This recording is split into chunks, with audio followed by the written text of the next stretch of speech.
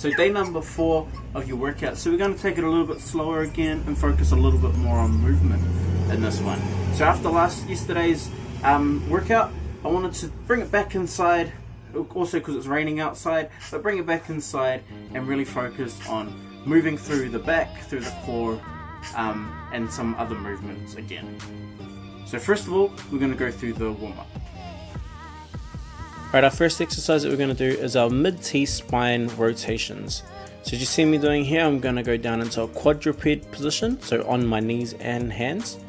And what I want to do is going to have my hand behind my head, elbow points towards the hand on the floor, and then open up towards the ceiling and lift my chest and pull it through, showing it to the side. Alright, so you see it on the other side. So what I want you to focus on is while you do it, keep your hips as still as you can, so that when you do the twisting, it's actually coming through your spine and not through your lower back.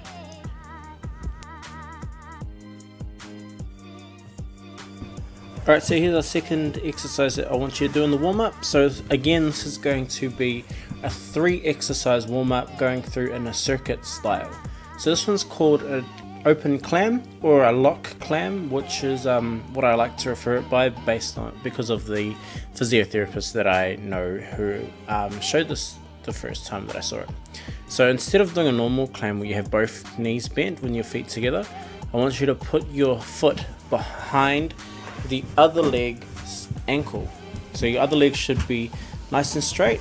Bend the other knee so it shouldn't be too bent, and turn your chest and hips towards the ground. So then that way when you lift your knee towards the outside, you're going to have a limited range of motion, but you should really feel it in your gluteus medius, which is the outside of your hip. So you're going to do 15 reps on each side of this exercise.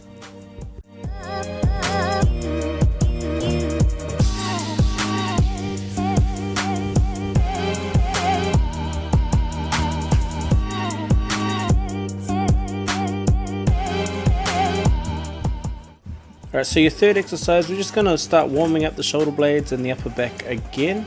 So this is very similar to the exercise that you would have seen in the warm-up on day number 1. So this is called a prone towel row, which is very similar to the prone cobra. So what I want you to do is lift your arms straight up off the ground as you lift your chest up, holding a towel in the middle, and you're going to pull your elbows back towards your hips, trying to get that towel all the way up to your upper chest. So as you do so, squeeze your shoulder blades together. So it should be a little bit like a lat pull down if you're familiar with that exercise, or a pull up if you're familiar with that exercise. Alright, so on this workout you're going to use the bag again, but we're going to do it a little bit different this time. So instead of doing a 1 arm row, you're going to do 2 arms bent over row. So 15 bent over rows, and then you're going to do another exercise after that bent over row every time. So all up there's going to be 3 exercises, but you're going to do bent over row, exercise number 1. Bent over row again, exercise number 2, and that's 1 round. Alright, so we're going to do 3 rounds total of this, giving you 6 total sets of bent over rows. Alright, like I said, you're going to need your bag full of books or full of heavy things to do this one. So you're going to set yourself up in a bent over row position, so hips back, chest up, so very similar to that good morning that you would have done on day number 1. So as you do it, I want you to hold the bag on both straps and pull in towards your ribs and towards your stomach.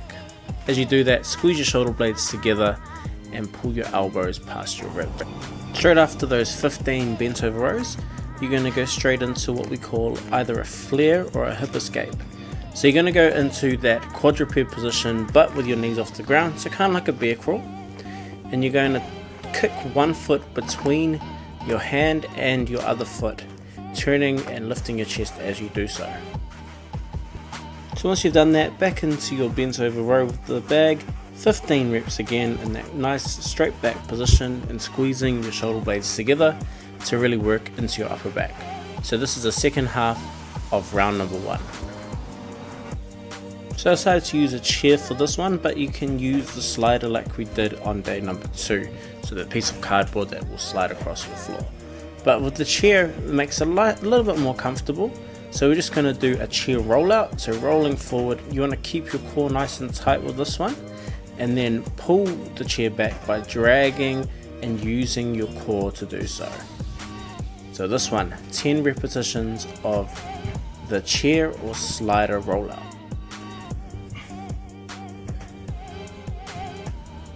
So just to show you the option, I've got these sliders here. These are plastic underneath, but again, you can use that piece of cardboard that you used on day number 2 to slide forward and back.